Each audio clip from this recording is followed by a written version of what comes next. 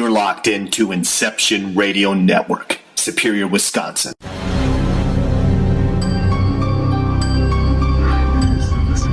You're tuned in to NightVision Radio, exposing the truth, one secret at a time. Prepare yourself as we explore the shadow worlds of suppressed history, secret knowledge, forbidden religion, and shine a light on the conspiracies to keep it all from us.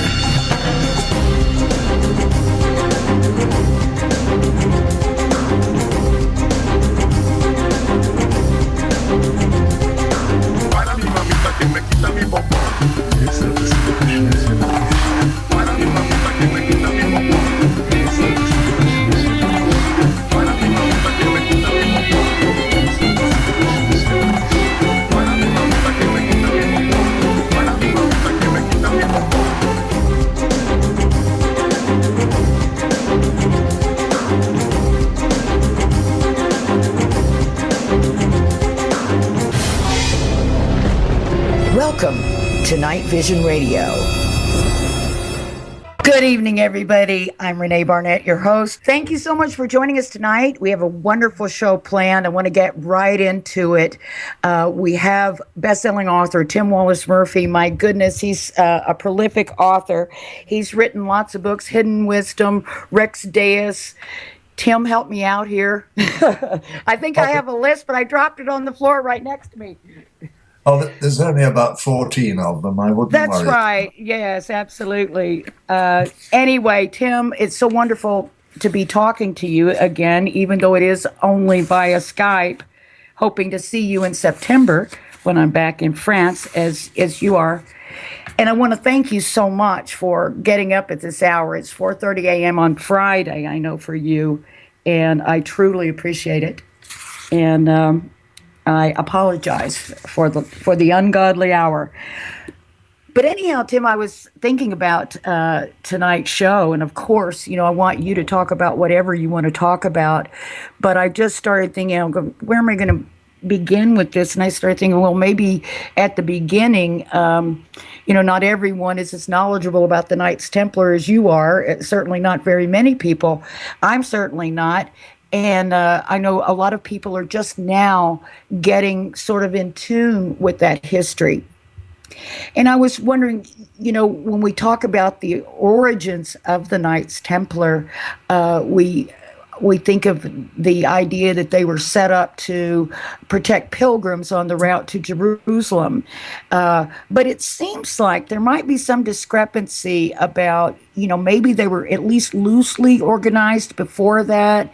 And do you believe that was the real reason? Or can you kind of give us a little information about how they got started? Yeah, well, I will do insofar as it's known.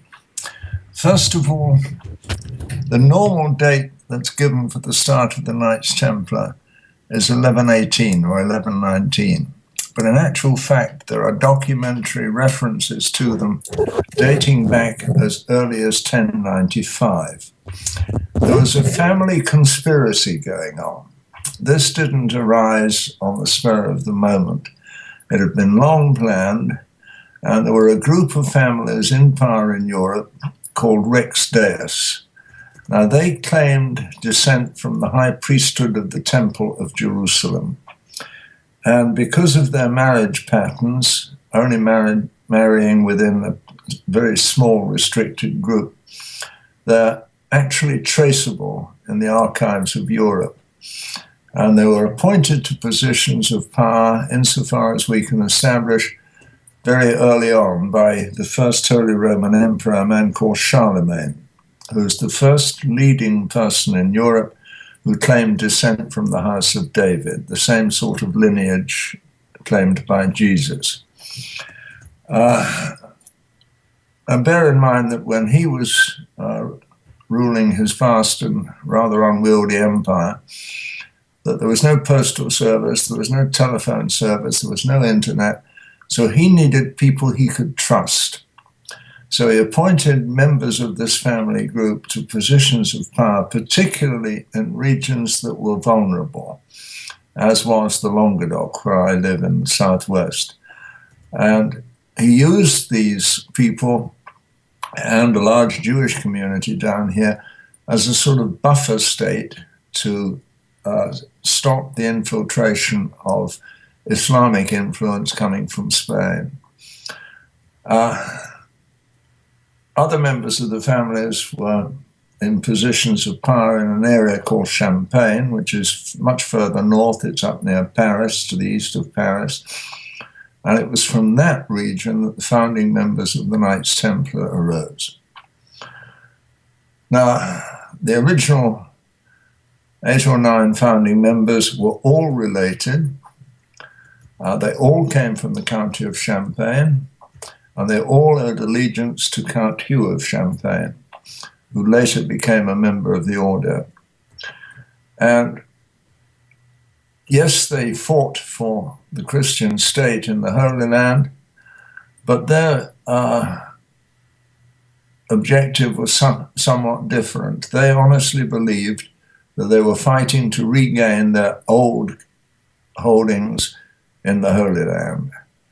And they were an incredibly brave and courageous order. But their real claim to fame comes not from their fighting abilities, but from their Europe-wide organization. They owned lands and properties from as far north as Poland down to the islands of Majorca in the south, from Portugal in the west, right across Europe to the Holy Land in the east. And all the profit that was made from these properties was used to maintain the Templar army in the Holy Land. It was the first standing army in Europe since the fall of the Roman Empire. And to maintain it, they created a commercial network which was a precursor to multinational conglomerates today. They were a truly remarkable group of people. Now, when we talk about the Knights Templar, how do they relate, to the Crusades and then subsequently the Inquisition? Had there already been a split by that time, by the time of the Inquisition, between the Templars and the Church, or? Don't think in terms of split. The Templars looked as though they were operating within the Church, and for the vast majority of its members, that would have been true. But the inner ruling core, which were always drawn from the same families, had their own agenda and had a totally different belief system. They did not believe that Jesus came to redeem us from sin as some sort of vicarious human sacrifice at Golgotha. They believed that he came to reveal a pathway of spirituality, which ultimately would unite everybody on the planet with one belief system, a system of universal brotherhood founded on the principles of truth and justice. So in that sense, they were indeed heretical. They did not subscribe to the mainstream Christian belief. So you hear that same term, this uniting the world, uniting mankind through spirituality under the same belief. You hear that today when we hear about secret societies and their possible raison d'etre. And it seems like, is this part of what we hear called the underground stream of knowledge that's being passed down by these families that you were talking about, this close circle of people who intermarried and then, started multiplying from there? Is that part of what the Templars were about? Oh, yes, very much so. They had to do it in secret because if the church authorities discovered it, they would have been repressed brutally, which of course ultimately is what happened. Don't forget, the Inquisition did not exist at the time the Templars were founded. The Inquisition came about 150 years later, and it was founded to suppress the Cathars in the southwest of France. And after the Cathar Crusade, the Inquisition grew in strength and power and was in fact used to torture the Templars for nearly 7 years after the arrests on Friday the 13th of October, 1307. But the Templars as an order were never actually convicted of any crime. Individual members were tortured to death. The Grand Master and his second-in-command, Geoffroy de Charnay, were burnt alive for renouncing their confessions, but the order was never actually convicted. And it was disbanded by the Pope on the grounds that it had fallen into disrepute. Now, the link between the belief system of the Knights Templar and certain other members of the hidden streams of spirituality and later Freemasonry is an indirect link. The Templars were suppressed in 1314. Freemasonry didn't appear until the late 1500s, early 1600s. And the linkage was between the founding families. The same group of families who founded the Templars later founded Freemasonry. So this is where the linkage comes. And the linkage is very, very strong. There is a very, very easily discernible Knights Templar tradition within Freemasonry, particularly in the United States. So these families that set up these two linked up organizations, at different stages of time, is there something particular? I know you've done a lot of work in research and writing about these families. Is there something that you find particularly unusual or unique about these families, other than the fact that they're just keeping everything kind of close to the family, close to the chest, and that's why they intermarry? Is there any other reason? Is there something special about these people? I know that you've spent a lot of time with Prince Michael of Albany, and is there something that is unusual about these people? Do they have some sort of special qualities? Yes, there is. Forget for the moment individuals like Michael. The families believed that they were handing down the true teachings of Jesus. And while outwardly they would appear to be practicing the prevailing religion of the time and place they lived in, for example, in Europe, they would outwardly practice Christianity. If they were in the Middle East, there's a good chance they'd be practicing Islam, and some of them were. At home, they would pass on the secret teachings from father to child and down through the ages. And it's this process of teaching that becomes the link. If you look at the Knights Templar and you look at modern-day Freemasonry, you will find that the name Jesus is very rarely mentioned. The two Saints John are the people who get the veneration. St. John the Baptist, who of course they believe was the teacher of Jesus, and Jesus' star pupil, St. John the Divine. It's the process of transmission of the teaching that is being celebrated here. Now, when I wrote Rex Deus, which was published back in 2000, seems an awfully long time ago now. Oh my gosh, it does. Sure, a few weeks afterwards, I got a letter on very impressive headed notepaper with a coat of arms on the top. And the letter was very brief, and it worried me. It said, "Dear author, you should have consulted me before you rushed so precipitately into print. We must talk, and better yet, meet." So I rang this gentleman up, explained who I was, and explained that we'd been given an incomplete story, and we tried to fill in the gaps, as we'd mentioned in the book, from our knowledge of medieval history. And then I posed the question. I said, "Where did we get it wrong?" And I got a very surprising answer. He said, "Oh, you didn't, dear boy. It's just incomplete. Do you want the rest? Well, you bet your ass I wanted the rest. So we arranged to meet, and he invited myself and my then collaborator, Marilyn Hopkins, to his home for a weekend and said, please arrive on Friday before dusk. Now, at that point, the warning bells in my head started to go off, because my mother was Jewish, and dusk on a Friday is the beginning of Shabbat. Sure.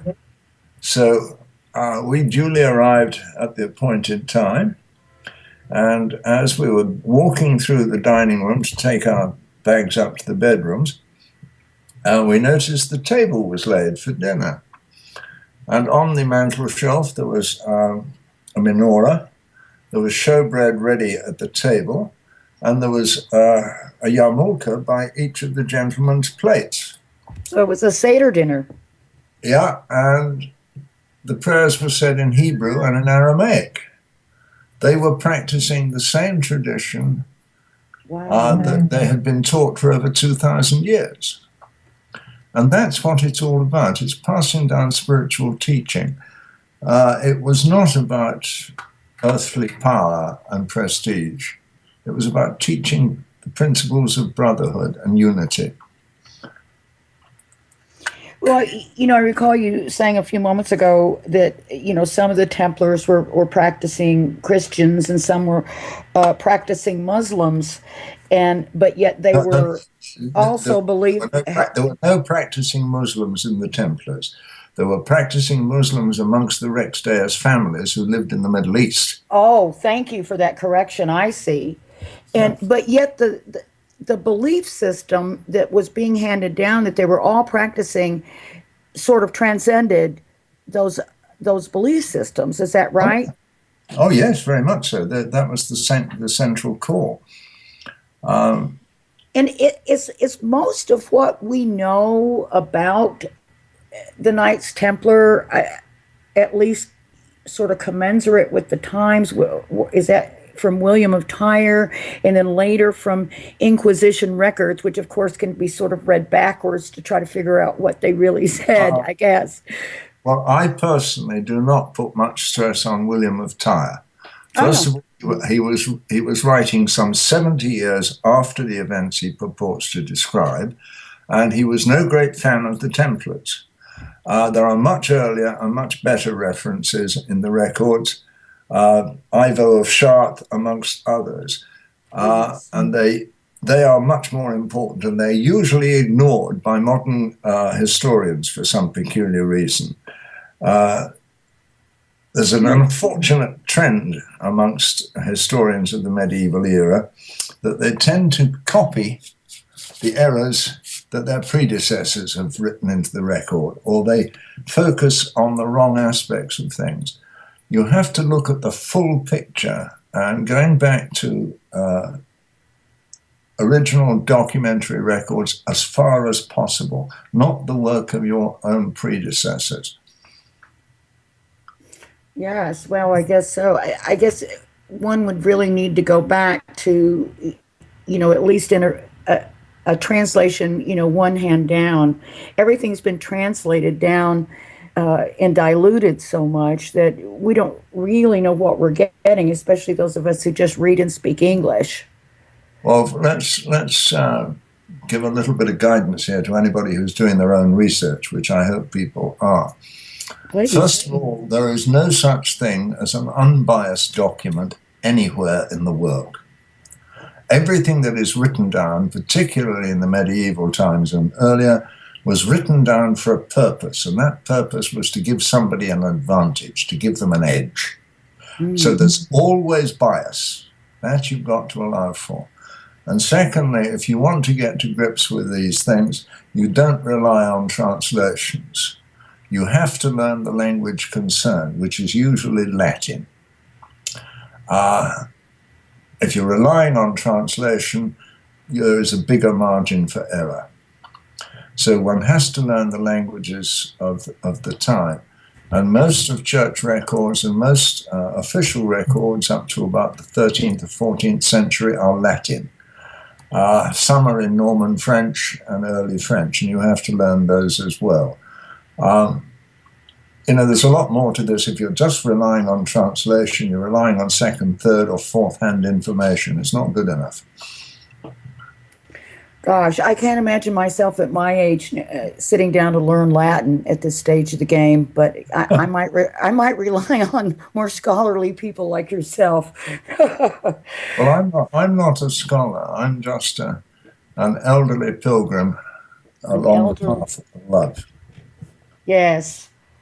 Well, now you've moved yourself from the east coast of France, or the eastern part of France, over to the southwestern side in the Languedoc. And I see on your Facebook page it says Esperanza. Yeah, that's it. Yeah. And it's a so lovely town. now you've been there, what, about a year? Of course, I know you've gone there many, many times because I've been there. I've been working down here on and off something like 35 years. Yes. But they were intermittent visits. I've been living down here now for about 15, 16 months. My wife and my wife Cindy and myself came down here within a couple of weeks of getting married, well, a few days of getting married. And we've been here ever since. And it's a wonderful place. Why did you move there? The Languedoc has been a cultural crossroads since the beginning of time. We've had them all through here: the Phoenicians, the Greeks, the Romans, the Muslims, the Visigoths, the Cathars. This was the epicenter of the Knights Templar and the Knights Hospitaller. And it's still a cultural crossroads. And it was the border between Christian Europe and Muslim Spain. And Spain is where it all happened. That's where the foundations of European culture were laid. Not through Christian scholarship, but through Muslim scholarship. At a time when Charlemagne couldn't sign his name, there was a university in Cordoba which drew its intake from Christian, Muslim, and Jewish schools throughout Spain. Islam was a most tolerant regime, far more so than Christianity, and that's where the scholarship was. In Cordoba, they published 20-odd thousand books a year. They had the second biggest library in the world, and it was the cultural hub of the western part of the Empire of Islam. And nothing was happening in Europe. Christianity was based on the assumption that everybody was best kept ignorant and fearful. Whereas in Islam, they didn't waste time on theology. They said the study of God is a waste of time. It's insanity, zana.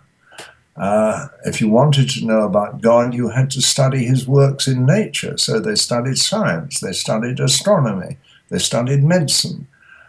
Europe's first medical school, which was founded not very far from here in Montpellier, was founded in the 13th century by Jewish doctors who trained in Muslim Spain and North Africa. All our science, modern science, is based on Muslim scholarship. And yet we treat these people so appallingly badly. Well, yes, everybody paints everyone with the same brush, unfortunately. And that, again, is a matter of ignorance. And I know that you've done much work in this area, much research into Islam and into that whole culture, and in fact have written a book called What Islam Has Done for Us. Is that correct? That's correct, yeah. Yeah, and I know that, probably people are wondering, what the heck are you writing a book about Islam for at a time when everyone's so up in arms about everything? Well, that's why I had to write it. Because absolutely, I agree. Record straight. I agree, and I think it's a great book, and everybody ought to take a look and educate yourselves, and then form your opinions based on education. My background, my mother's people were Jewish, so yes. Technically I'm a Jew. That's right, because your mother. I'm quite proud of that, and rightly so. But But the Jewish people would not have survived if it was not for the tolerance of Islam. From the time of the Prophet Muhammad until the early 1900s, 85% of the Jewish people in the world lived under the tolerant rule of Islam, and they did so through choice, because they were far better treated there than they were in Christian Europe. And people forget this, and the obscenity of what's happening in Israel at the moment makes me feel sick. But that's a personal view, and that's political, but it's nonetheless true. I can't stand racism. No, I don't like it either. Whether it's based on color, creed, or anything else. We're all children of the same God, and it's, to quote Martin Luther King, we have learned to fly in the air like birds. We have yet to learn to walk on the earth like brothers. And it's about time we bloody did. Well, I agree with that 100%. But so you now you find yourself in the Longbow, and there's a lot of people. You said it's a crossroads. It's a pathway. For all these different groups, all these different philosophies, all these different thoughts.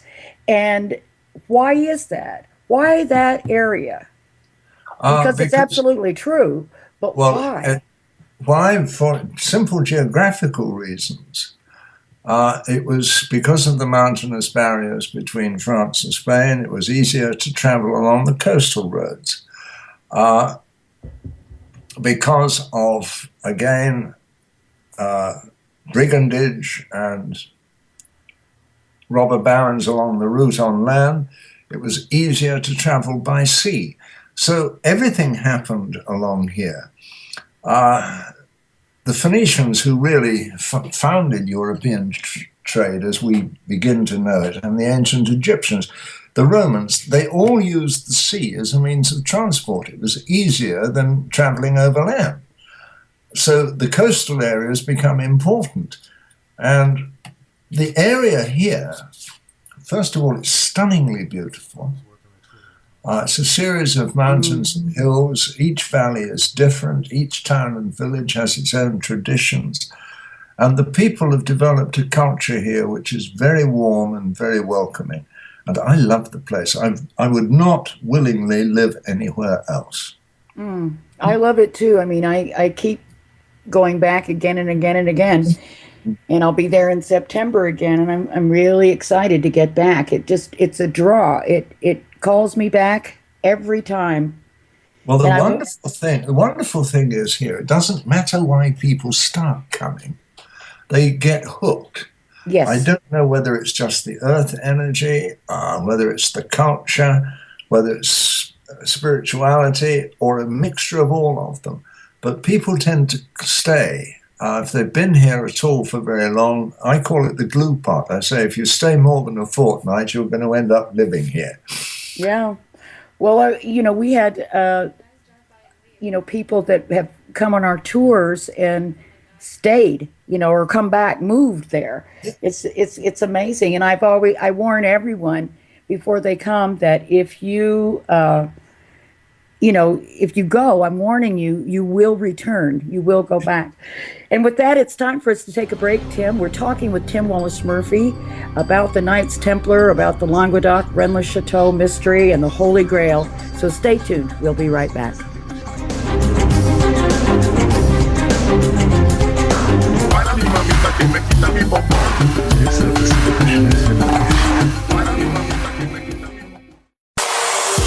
Hello, everyone.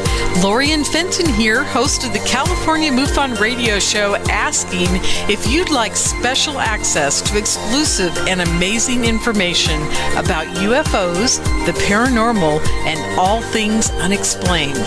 If you're nodding yes, then join IRN's Insider Club. As an Insider Club member, you'll get an all-access pass to premier Inception Radio Network content for only $4.99 a month. This includes includes live UFO and paranormal conferences, live streaming UFO skywatches, exclusive IRN radio and TV productions, and of course, paying radio with MJ and Ken Storch. So don't wait any longer. Visit InceptionRadioNetwork.com and click on Member Login to join IRN's Insider Club and get your VIP access today. Are you a fan of Inception Radio Network? Do you reckon it's the best alternative talk radio station on the planet? Well, if you do, head to facebook.com/Inception Radio Network and like the page. Tell your friends, spread the word, and keep listening to the best. Do you have a smartphone? If so, Inception Radio Network is the best app for you. Available on iTunes, Android, Samsung, and most other app stores. Just search Inception Radio Network. With the app you can listen live, check out podcasts of recent and past shows, view our videos, see what shows are coming up, who the guests are, and, via the chat room, send live questions to those guests. You know it makes sense. Check your app store now. Inception Radio Network. I'll see you there. Hey IRN listeners, make sure you tune in to NightVision Radio with René Barnett. René will be exposing the truth one secret at a time. When? Thursdays. Every Thursday, 10:30 p.m. Eastern, 7:30 p.m. Pacific. Where? Right here on IRN. Hello IRN listeners, this is MJ saying hello and sharing an awesome secret I discovered. It's called DreamNuage.com. Fresh, raw, organic ingredients are used to create all their products. They are made in very small batches to ensure quality and freshness. Handmade in the USA, each product is created with care and with the finest organic ingredients. There are no preservatives, dyes, or chemicals in any product. Stop by Dream Nuage and relax. That's DreamNuage.com. Simple, raw, organic.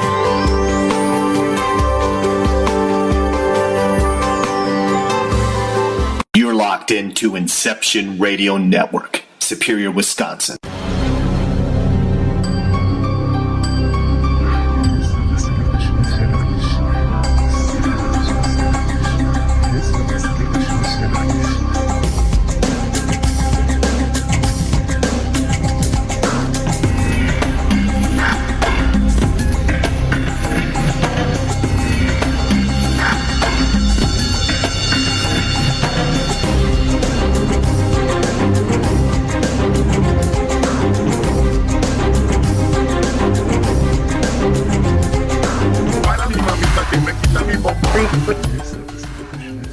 Here we go. We are back with Night Vision Radio. I'm your host, René Barnett. We're talking with author Tim Wallace-Murphy. We've been talking about the Knights Templar, got into a little bit about the Longbow Duck region, which featured so prominently with the Templars.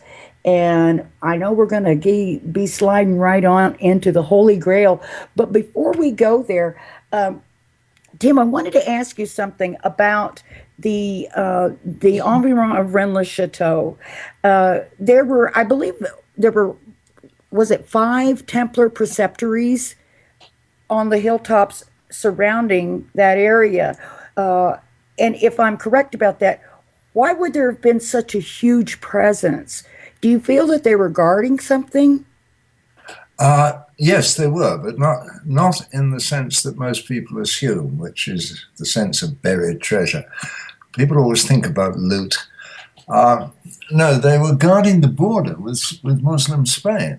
And it's not just the Knights Templar who were around here. The Knights Hospitaller were here too, another warrior order. And so the Cistercians, the apostles of the frontier, you will always find where you find Knights Templar establishments, within 2 or 3 hours' ride, there would be a Cistercian one as well.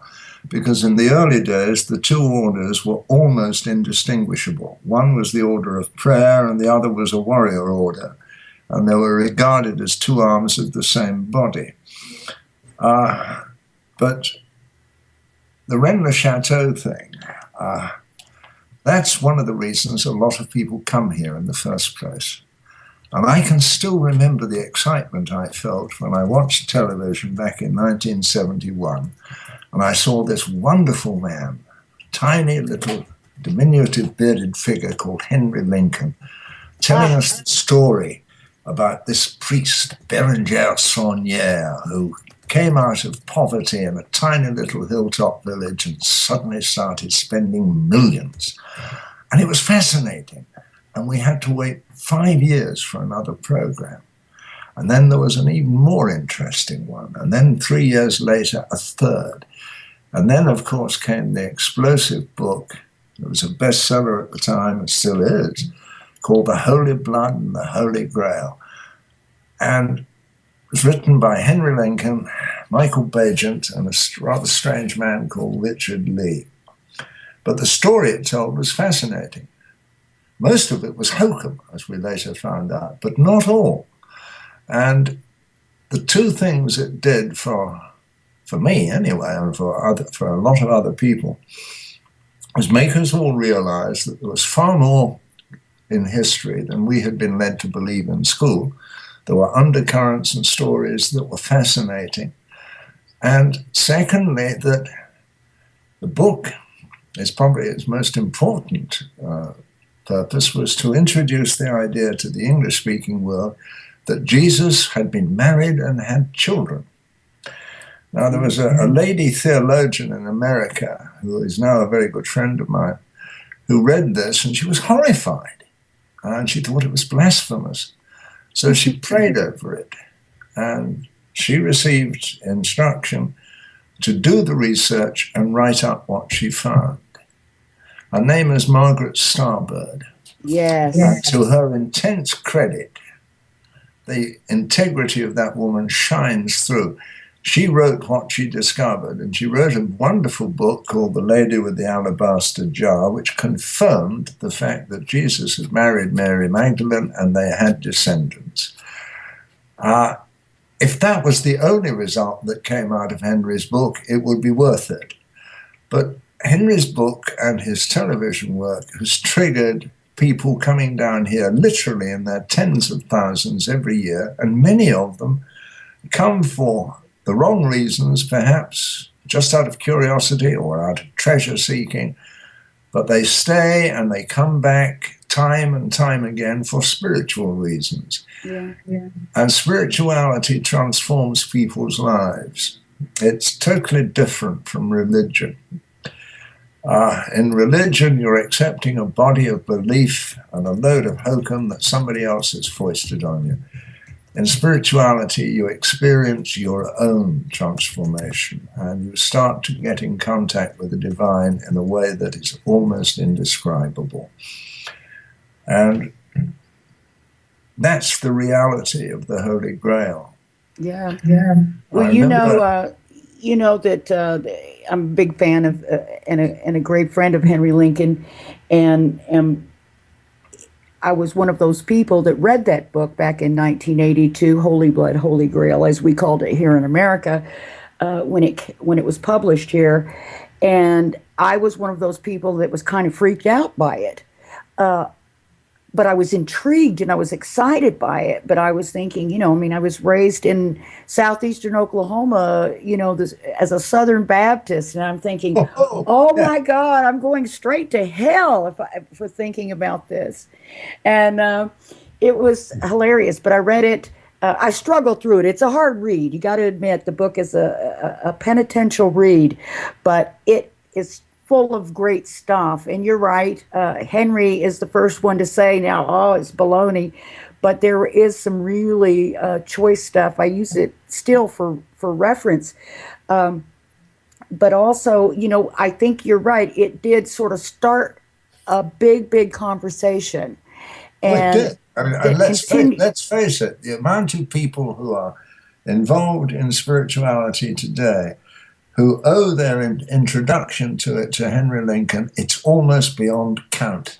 Oh my gosh, can you imagine over the years how that number's increased? And there's nobody writing in this area, including myself, who is not traveling on the coattails of Henry Lincoln. He's a lovable old rogue. Well, he's younger than me, actually, by a few months.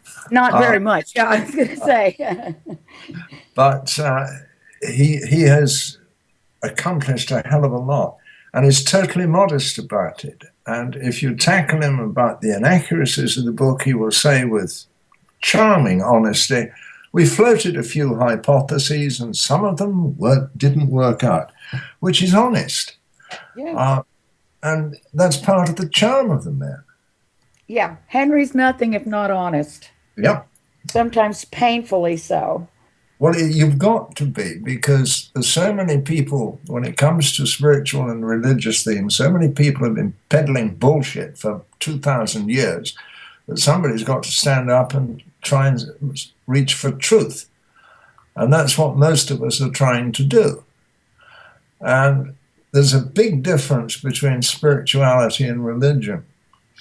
And you mentioned being a Southern Baptist. There was a friend of mine who was a Southern Baptist who had a problem with that. And he went to his teacher and he said, I don't want to be one of these religious freaks who takes the Bible down on Sunday and screws everybody over from Monday to Saturday. And yet you tell me I've got to follow a spiritual path.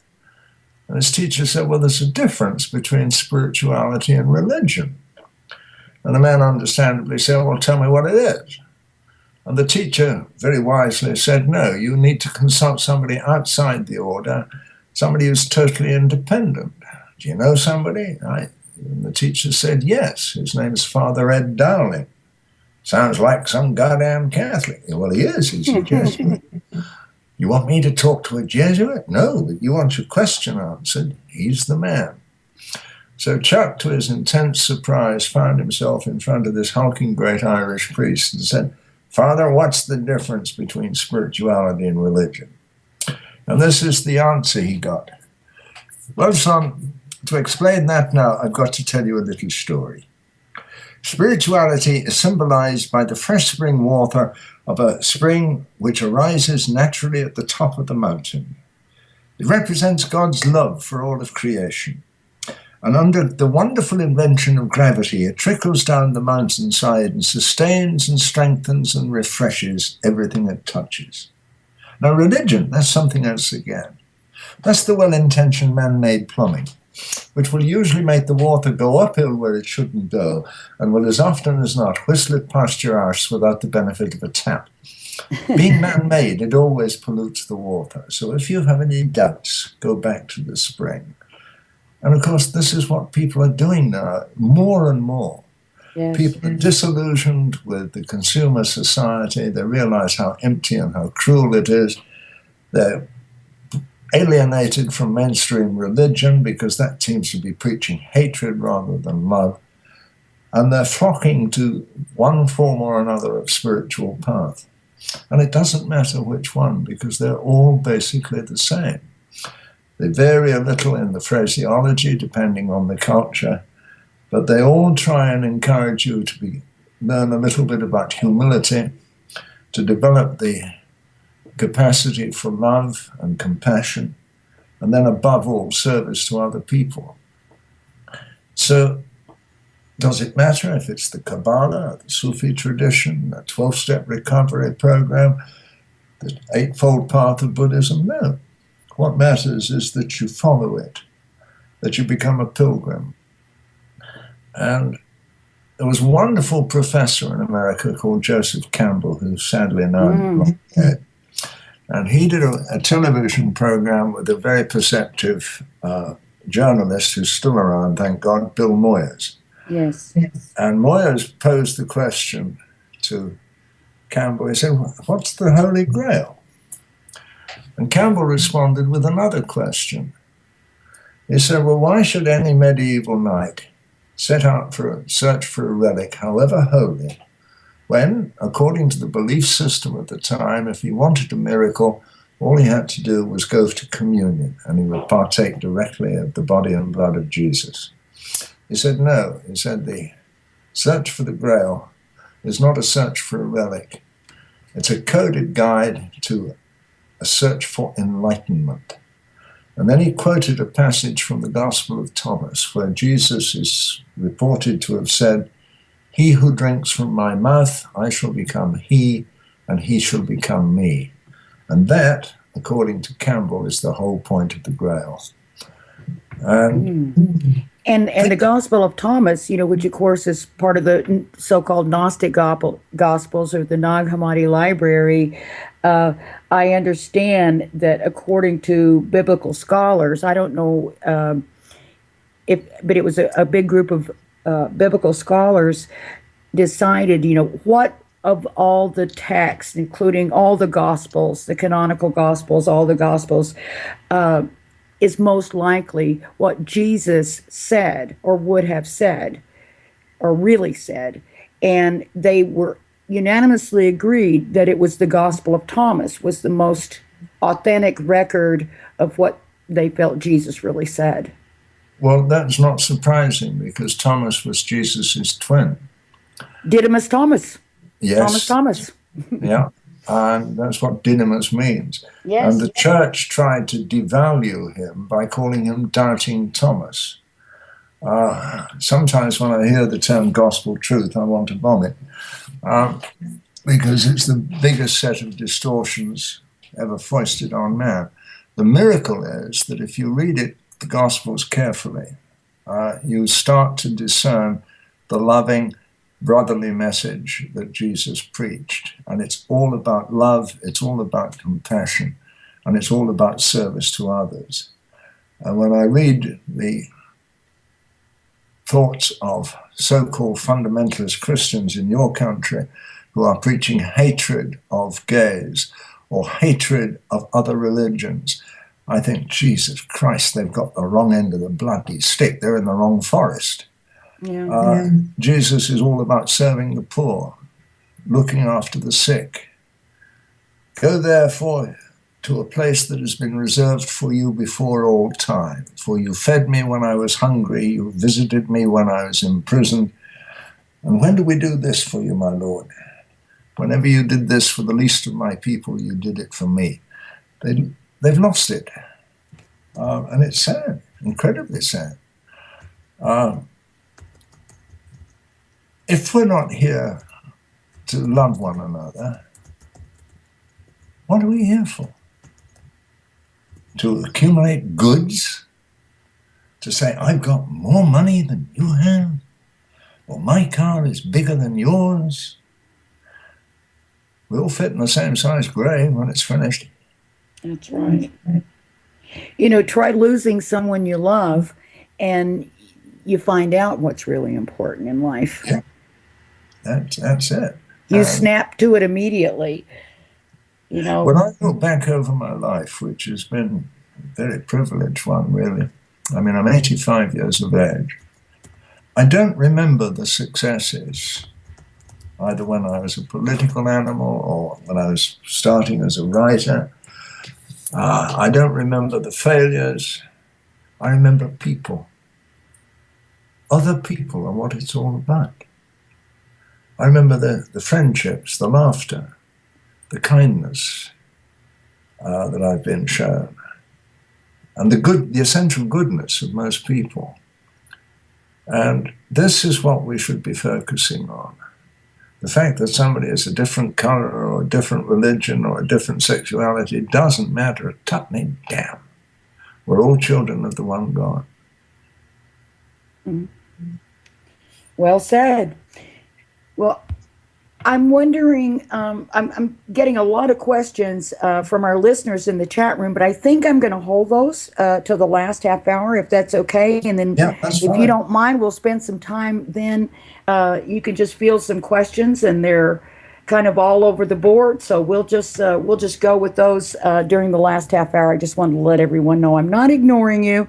I'm seeing your questions, and when I start to post questions or pose questions to Tim, if you don't mind, repost your questions at that time, just so that I don't miss them. If I'm not asking your question, repost it.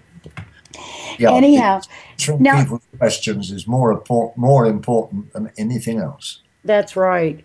Now I was going to ask you that question, what is the Holy Grail? And I had a sense that you were going to say what Joseph Campbell's answer was. And it's true. I believe that now, although, I had so many questions for so many years. Was it a cup that held the blood of Jesus? Was it Mary Magdalene, the womb that held the child of Jesus? Was it all these things, or could it be all these things and more? Well, it's rather like the old Latin tag, tot homines quod sententia. There are as many opinions as there are people. And in the initial instance, it doesn't matter, because once you start searching for it, even if your perceptions are off beam, you will be drawn into the right way. And you say these ideas and ideals and these philosophies and beliefs are passed down among these special families. Now, are they all practicing these, or are they like every other family? And some people just some do, some don't. They're humans. They're like mixtures. Some people have lost touch with their family traditions. Others, they're very real. And I don't know about anybody else, but there are some days I follow the path rigorously, and there are others I forget it. And are these families, are they the bloodline of Jesus and Mary Magdalene? Amongst them, there are people of that particular group. But to quote one of them at a conference I organized some years ago, they said, "What's it like to be a descendant, to know you're a descendant of Jesus?" And the man looked at the assembled audience and said, "After this amount of time, 85% of you could probably say you have some of his blood running in your veins." That's Does right. it matter? What matters is how do you behave? Yes, and all these people running around taking these DNA tests to prove that they're related to this line or that line. And I wonder, does it really matter? And like you say, I feel rather sorry for people who spend an awful lot of time and sometimes money proving their descent from this line or the other, because there's always some fraudster who's prepared to give you so-called proof for a fee. And ultimately, it doesn't matter a bloody damn. It really doesn't. I can trace my father's family back for 800 years. So what? I can trace my mother's family back for 1,000-odd years or a couple of thousand years. So what? It's how do I behave to the people I deal with? That's what counts. Am I kind to the people I meet on the street? Do I keep my word? That's what counts. Not what bloody ancestors that had. Some of those were villains. Yeah, it wasn't that sort of, the idea behind the Templars, to give aid and comfort to others? It was. Wherever you find a valid spiritual path being practiced, you will always find primarily the principle of service. Now, where the Templars were established throughout Europe, the local communities rose in prosperity. They rose in privilege. And as a result, for example, of guarding the pilgrimage routes, overland trade became feasible without robber barons, without tolls. And so the accumulation of capital started. The balance of power started to shift from the hereditary nobility to the newly emerging merchant classes. Everything started to change. And it's about action. It's not about what you preach. It's about how do you live.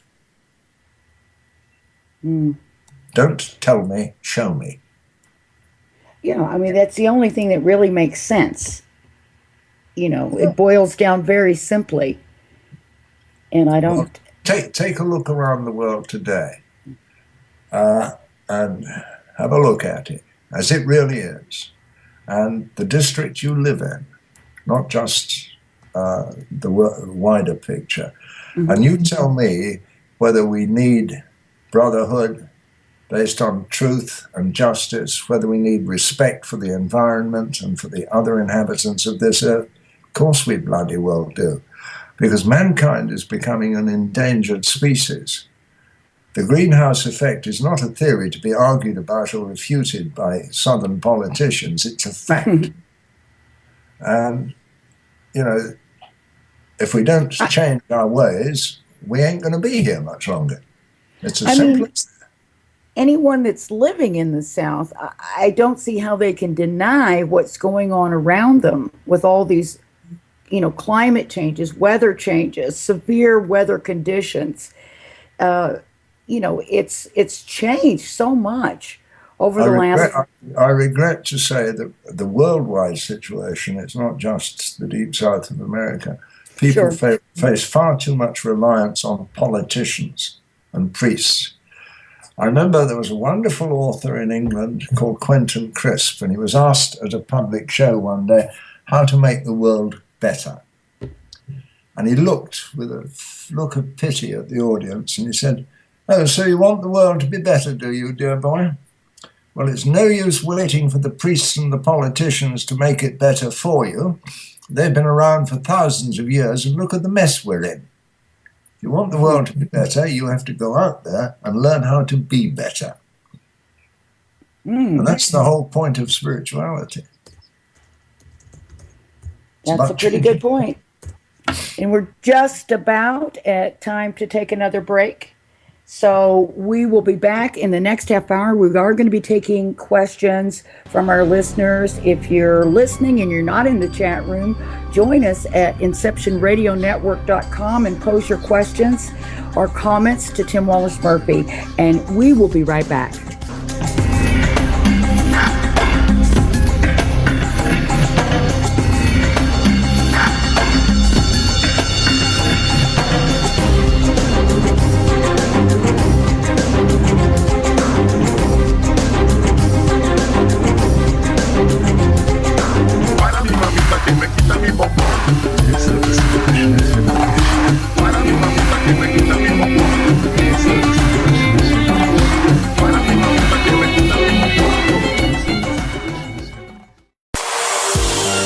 Everyone, Lorian Fenton here, host of the California MUFON radio show, asking if you'd like special access to exclusive and amazing information about UFOs, the paranormal, and all things unexplained.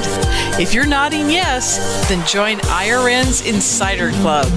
As an Insider Club member, you'll get an all-access pass to premier Inception Radio Network content for only $4.99 a month.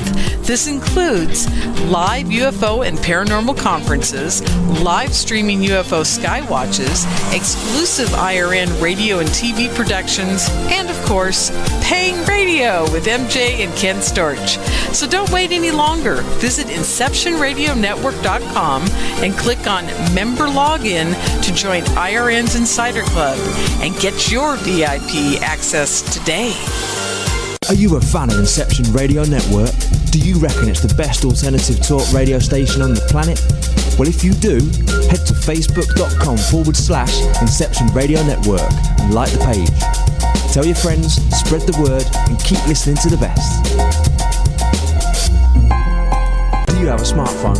If so, Inception Radio Network is the best app for you. Available on iTunes, Android, Samsung, and most other app stores. Just search Inception Radio Network. With the app you can listen live, check out podcasts of recent and past shows, view our videos, see what shows are coming up, who the guests are, and, via the chat room, send live questions to those guests. You know it makes sense. Check your app store now. Inception Radio Network. I'll see you there.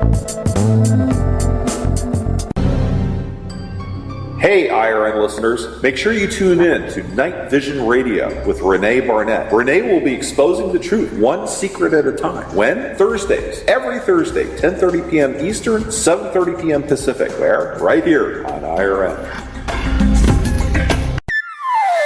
Hello, IRN listeners. This is MJ saying hello and sharing an awesome secret I discovered. It's called DreamNouage.com. Fresh, raw, organic ingredients are used to create all their products. They are made in very small batches to ensure quality and freshness. Handmade in the USA, each product is created with care and with the finest organic ingredients. There are no preservatives, dyes, or chemicals in any product. Stop by Dream Nuage and relax. That's DreamNuage.com. Simple, raw, organic.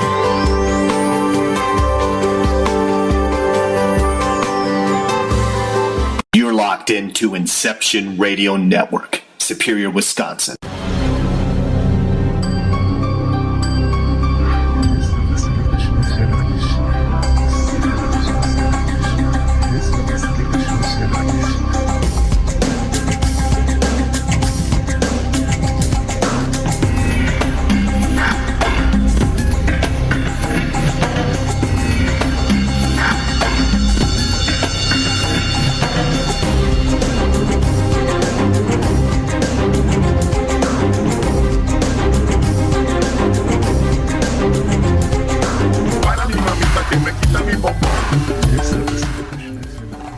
We're back. You're listening to Night Vision Radio. I'm René Barnett, your host. We are talking tonight with author Tim Wallace-Murphy. We've been getting into the Knights Templar, into the Longbow Duck region of southwest France, and into the Holy Grail a bit. And now we're going to address some questions from our listeners that are coming across to the chat room. First one is from Neutron. He says, were the families involved in the Templars and then the Freemasons Kabbalists?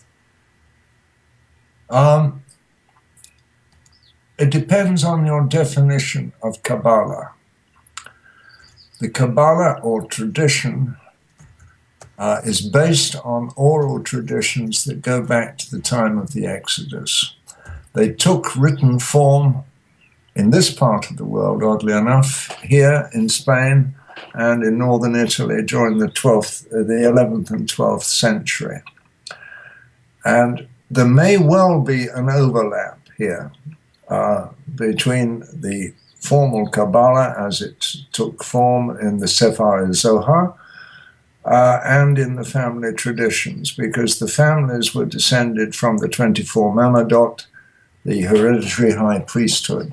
So there will inevitably be a degree of overlap. But to what degree that is, I'll be blunt, I don't know.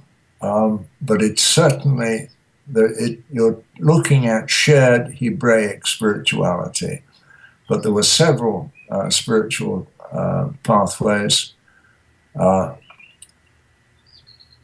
the time prior to the fall of Jerusalem. So we're guessing and fumbling our way here to a certain extent. But there will be a lot of common threads there. Thank you. And Court asks, does Tim see any relationships between the different mysteries of Rennes-le-Chateau and Santiago de Compostela, and is Rosslyn also involved with the same philosophy? Have you got a week and I'll tell you. The mystery of Rennes-le-Chateau, frankly, most of it is hokum. The only mystery is, where did Saunier get his money from? And the answer to that is nobody bloody knows. It's been speculation and it will continue. And I hope that that mystery is never actually solved, because I want people to keep coming down here. It's got absolutely nothing whatsoever to do with Santiago of Compostela. Santiago of Compostela has a dual purpose. First of all, it's one of the oldest Christian pilgrimage sites in Europe. And secondly, it ties into the Knights Templar and Freemasonic tradition, because after the suppression of the Knights Templar in 1314 and prior to the rise of Freemasonry, it was one of the staging posts on what was known as the Alchemist's Pilgrimage, or the Pilgrimage of Initiation. And people started off by preparing in a town called Sintra in Portugal, and they would be initiated into the first degree of initiation in the crypt of Santiago of Compostela. At a later stage, they would get the second degree at a church called Notre Dame de la Dalbade in Toulouse, and later on, the third degree in Orléans, the fourth in Chartres, the fifth in Notre Dame de Paris, the sixth at Anya, and ultimately the seventh degree, the King of the Grail, at Rosslyn. But that pilgrimage only lasted for about 200 years, and it was done very quietly, and it was done in reverse order from the normal pilgrimage to Santiago of Compostela. I wrote a book about that called Rosslyn, Guardian of the Secrets of the Holy Grail, which I am told is still well worth reading. Oh, I'm sure it is. Now, someone has a question, and it was a while back, so forgive me for not giving your name. I don't remember who posed the question, but they asked if there could possibly be an extraterrestrial connection to all these things. For instance, Jesus ascending into heaven, Muhammad, flying from Medina to Mecca, or vice versa, whichever one it was. I'm sorry, I don't remember. Well, my alarm bells go off when I hear any one of the two A words. One is aliens from outer space, and the other is Atlantis.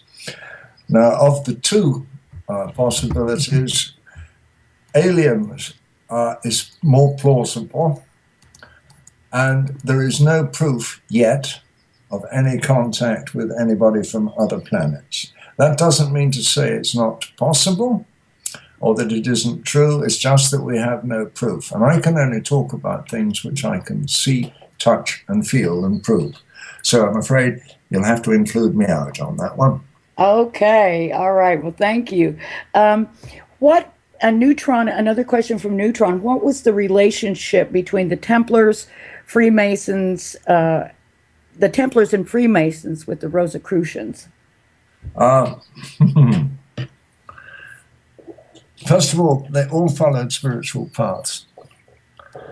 And according to one modern Sufi writer, spirituality is a river that descended to earth through Adam, may God grant him peace. It was refreshed by the great prophets such as Abraham, Moses, Elisha, and Jesus, may God grant them peace. By the great prophet Muhammad, may his name be blessed, may God grant him peace. It is a river that knows no boundaries in space or culture or time. And yet, each race, each creed, each culture claims it for its own. My brethren, it is always the same river. That's the key thing. It is always the same river. The Knights Templar were founded by Rex Deus families. The Templars were suppressed in 1314, and that was the end of them. And anybody who tells you that they continued is talking nonsense. There is no direct continuity between the medieval Knights Templar and any modern organization. The teaching continued within the families and was transmitted to a very large extent into Freemasonry. Within Freemasonry, people are taught by ritual and allegory, and they're taught to listen so they can listen to learn. And once they start learning, they develop, thank God, an insatiable curiosity about spiritual values. And as a part of that, many of them end up studying Rosicrucianism and other paths, Kabbalah, for example. They're all interlinked, and they all reinforce each other. Fundamentally, there's no real difference. And at the risk of being incendiary, Sky asked, does Mr. Murphy think there will ever be peace in the Middle East? Ultimately, I'm an optimist. It won't happen in my lifetime, that's for sure. But I am 85. It may happen in his, I don't know. But there has to be peace. We are not put on this earth to destroy each other. And ultimately, in the Middle East, the main nexus of problem is Israel, of course, and the Palestinians. There is room for both people on that land, and they will ultimately have to learn to live in brotherhood. But as long as they are preaching hatred, and I as a Jew, I hate to say this, but most of the hatred is being preached by the Israelis, and it's based on racialism. As long as that goes on, it's going to take a hell of a long time to solve. One of the obscene things about that situation is the fact that Israel claims to be a democratic state, but if you try and judge it by the same standards as any other democratic state, you're accused of being anti-Semitic. And then they finally play the Holocaust card. Now, I think that the most obscene insult to the memory of the millions of people who were so brutally exterminated during the World War is to use their suffering as an excuse to impose the same sort of suffering on other people. That is an obscenity. Ultimately, there must be peace. I think it will take about 30 years, and it will only come about when there is one unified country wherein all citizens have the same rights and obligations, be they Arab, be they Jewish. So you don't believe that the separate Palestinian state is the answer? I would love to, but I'm afraid the actions of successive Israeli governments have made that virtually impossible. Well, now let's just move on to another question. Court says, are you aware of the bloodline coming to America? Well, I would imagine it seeped over here, but do you think that there was a purposeful migration of these families? No, it happened. There are legitimate people from the bloodline in America. But I'll be quite blunt, I think the bloodline has lost its importance. I think that with the foundation of the worldwide craft of Freemasonry, it had achieved its effective aim. And if I was looking for a vibrant force for good in this world, I would look at the various aspects of Freemasonry, which is a worldwide brotherhood, which preaches tolerance of all the religions and practices spiritual principles. Therein lies the hope. It's a powerful good. But I don't think hereditary principles have any relative importance today at all. I think, I know Court, and he's a researcher into these areas, and I think he was asking in terms of some of his research of these families that have connections to these other families that have done things like built certain structures in America that line up with other things.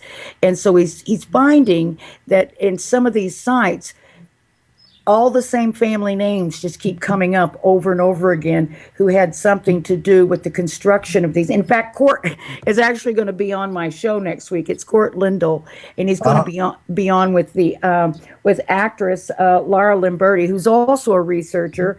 And Lara has discovered what she and Court feel are a twin to the Great Cross at Hendaye that's about 15 minutes away from that same location. And so we're going to be talking about that next week. But that's why he's asking, not necessarily for, this special bloodline people, but he's tracing back these families and trying to find out why there's a lot of octagonal towers, things like that, are put in these locations by these same families over and over again. Well, that's not surprising. Today, the hereditary principle doesn't matter much, but over the centuries, there are undoubtedly groups of families, most of them are connected loosely or directly to the Rex Deus families, who have left us physical reminders, architectural triggers to make us think and to focus us onto spiritual themes. That it does not surprise me, and that is a worldwide phenomenon, because it's not just out of the Judaic-Christian culture that this sort of thing happens. It happens in other cultures too. Mm-hmm. Yeah, absolutely. And I think I had one more question from Court. and it's kind of backtracking a little bit. How important is the legend and imagery of Saint Marie de la Mer? How does this all figure into to your theories, if at all? Saint Marie de la Mer, I tend to look at as a separate issue. It's vaguely interlinked. First of all, the Saint Marie de la Mer tradition did not seem to arise until about the 9th or 10th century. Then it took hold in a very, very big way. In fact, the road up to Saint-Baume, the Grotto at Saint-Baume, is known as the Chemin des Rois, the pathway of the kings, because the kings of France used to make a pilgrimage there. But the tradition of the Mary's landing at Sainte Marie de la Mer, which is celebrated twice a year by the European Gypsy community, is one of the most colorful and intriguing places on God's earth. The whole place comes alive with different cultures. And anybody who's been there and has experienced the fervor and the devotion of the Gypsy people, particularly the ladies, will be impressed by it. But you can't trace the tradition back that far. That's the puzzling thing. How did this arise? What does the tradition mean to the Gypsy people? They're not telling us. They keep very, very quiet about that. I have close friends amongst them, and they just will not talk. It's their deal, and they're keeping it to themselves. Is it true or not? Is it based on truth or not? I would like to think it is, but I'm not sure. Yeah. And I remember asking a priest at St. Baume, I said, have you any actual proof that the Magdalene was ever here? And he said, no, sir, we haven't. But I can tell you something, she's here now. And there is a tangible presence there. But does that come from truth of physically being there, or is it just a reflection of the 1,000 years of veneration? I don't know. I remember Margaret Starburg claimed a few years ago that she'd found a tapestry dated to the 3rd century, which tended to confirm the story at Sainte Marie de la Mer. And she sent me illustrations. Was that the Jeremy Pines tapestry? I honestly don't know, but she sent me illustrations of it and her explanation of those, the symbolism, and I'm sorry, I could not see it at all. It was wishful thinking. I don't know is the short answer. I'm fascinated. And then, of course, if you don't know, then you don't know whether that is really her skull that they have, and they encase it in the gold reliquary and parade it around the town. I'll be awfully careful about relics, my love. Yes, oh, absolutely. Tries to float the bloody Titanic. There are enough pieces of the true cross to reforest the cedars of Lebanon. Yeah. There was an industry manufacturing them. There are at least 2 claimants to have the head of John the Baptist. And there are foreskins of Jesus scattered all over Europe. Oh, my goodness. I mean, let's get real. Relics were a money-making racket for the church. Yes. Chartres Cathedral burnt down in the late 1100s, and they thought they'd lost the Virgin's tunic that she was wearing when she gave birth to Jesus. And then 3 days after the fire, 2 monks were seen covered in soot coming out of a part of the crypt, bearing the reliquary. Oh, my God. I mean, yeah. Let's talk about something real, shall we? Yeah, absolutely. Well, thanks so much for indulging us and answering our questions. Everyone is so jazzed up about your appearance here, getting all kinds of compliments in the chat room. They love listening to you, as I do, and it's always been that way. You're just such a wonderful speaker. Now, let's see. Where's another? Oh, I had one last question from Neutron asking which of the 2 groups, the Freemasons or the Templars, did the Jesuits involve themselves with? Very hard to know. The Jesuits, to a certain degree, modeled themselves on Templar tradition. There is no discernible link between the Jesuits and either the Knights Templar or the later Freemasons. However, having said that, when the Inquisition went to Malta to try and root out Freemasonry, the Knights of Malta chased them away at some speed because the Knights of Malta were very heavily involved with Freemasonry. And who is to say that certain leading Jesuits may not have been? It was theoretically a capital offense in the Vatican States to be a Freemason. You could be executed merely for membership. So the whole thing is confused. Just because something is forbidden doesn't mean to say it doesn't happen. But proof, that's a different ballgame. Indeed. Indeed. Now, before we run out of time, we've only got about 6 minutes left, it looks like. I want to make sure that everyone knows how they can get your books. I want to make sure they know that your name is Tim Wallace, Wallace-Murphy, and he does have a lot of interesting books out there. One of my favorites I know is Hidden Wisdom. I don't know if that's one of your favorites, Tim, or not, but it was a fun one to write because that sort of encapsulates a little bit of all the different traditions in one book, and it gives you an overview. Some of your books are a little bit hard to come by. You can get them off Amazon. Can you? Rex Deus and...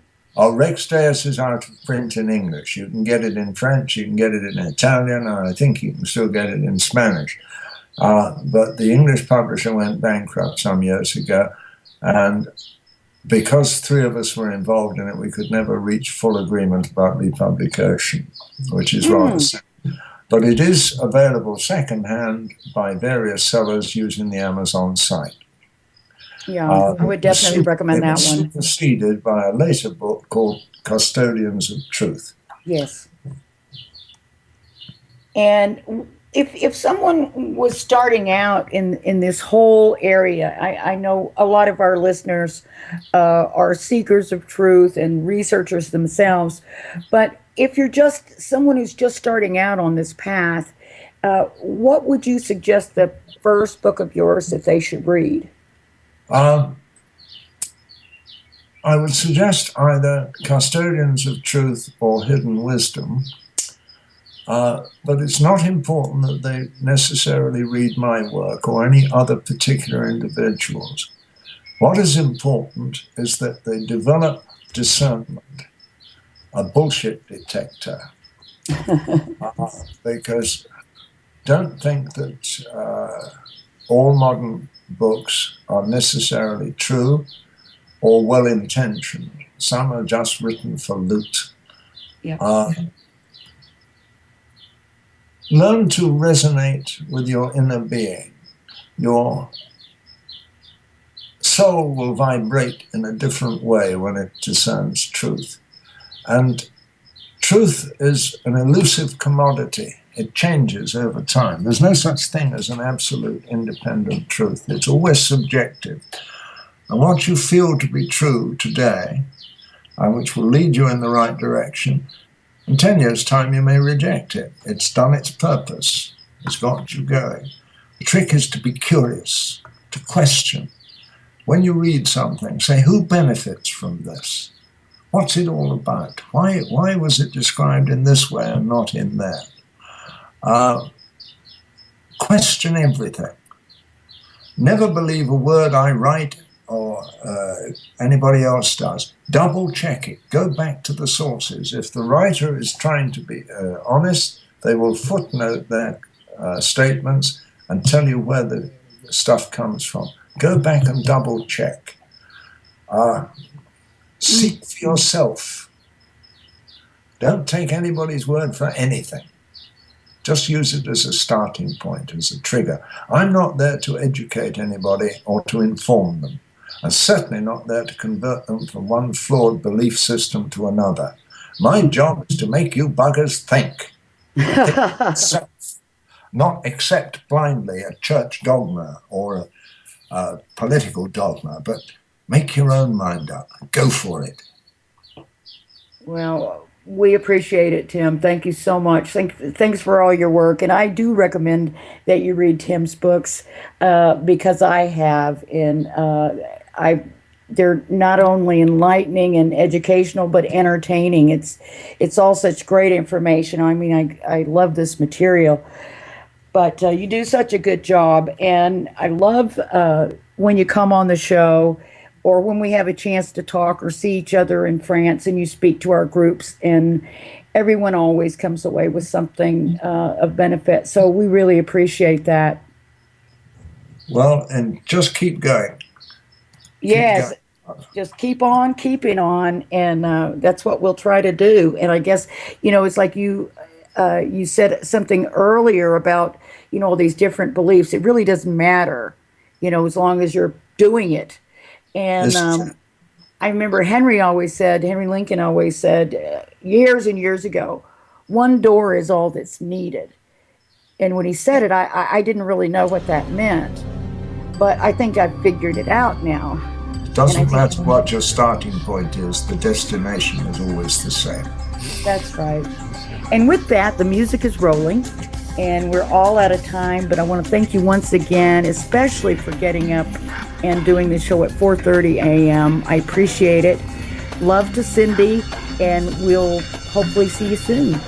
Yeah, I look forward. And everyone, join us next week. We have Court Lindell and Lara Lamberti. We're going to be talking about the Great Cross-it-On Day and its twin. Thanks, everybody, and good night.